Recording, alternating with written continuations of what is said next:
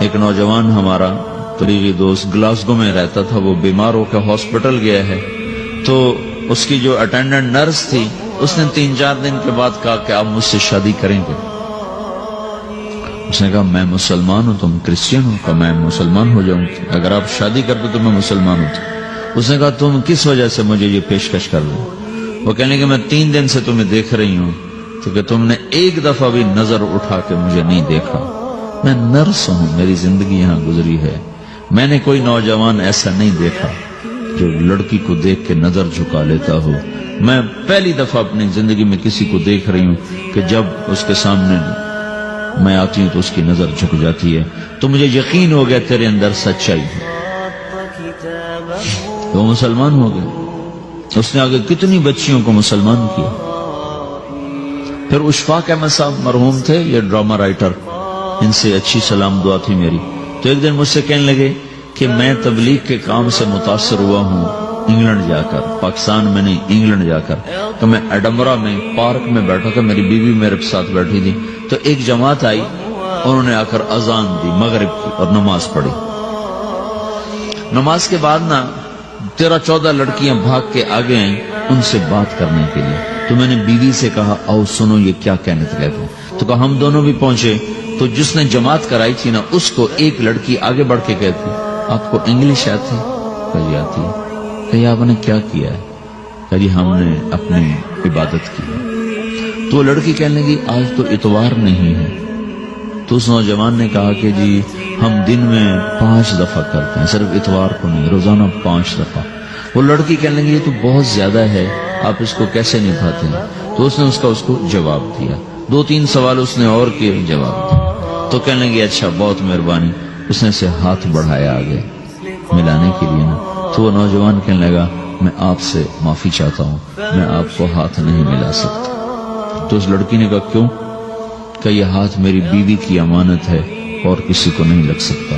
تو لڑکی کھڑی تھی، وہ زمین پہ گر گئی، صرف اس بہت وہ زمین پہ گر گئی، کھڑے کھڑے وہ زمین پہ گر گئی، اور وہ بچوں کی طرح رونے لگی پھوٹ پھوٹ کے، اور کہنے لگی وہ لڑکی کتنی خوش قسمت ہے جس کے تم خامد، کاش یورپ کے مرد بھی ایسے ہی ہوتے۔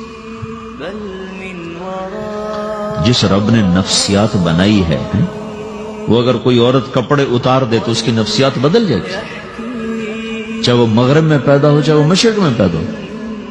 عورت کی نفسیاتی حیا ہے اور وفا ہے، کسی وفادار کی تلاش ہے، تو وہ اس کو پتہ بھی نہیں ہے کہ مشرق کا حیا کیا ہے، لیکن وہ اس کو اللہ نے عورت بنایا ہے، اس کے اندر کی وہ نہیں مر سکتی چیز۔ کاش یورپ کے مرد بھی ایسے ہوتے۔ اور آنسو پوچھتی ہوئی وہاں سے اٹھ کے چل دی۔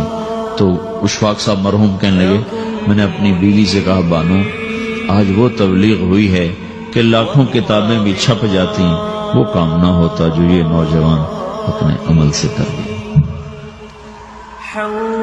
تو میرے عزیزو کٹی پتنگ نہ بنو، اپنی کٹی پتنگ کی منزل کوئی نہیں رہتی۔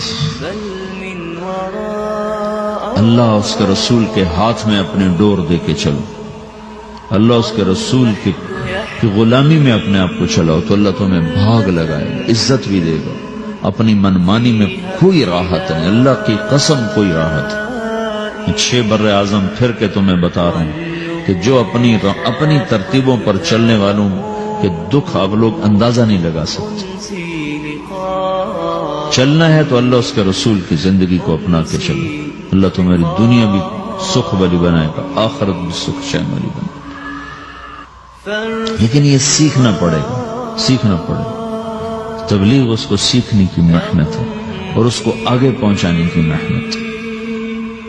تو یہ عمر ہے، اس وقت ساری دنیا اسلام کے لیے تیار ہے، چونکہ نظریاتی طور پر دنیا شکست کھا چکی، کسی کے پاس کچھ نہیں۔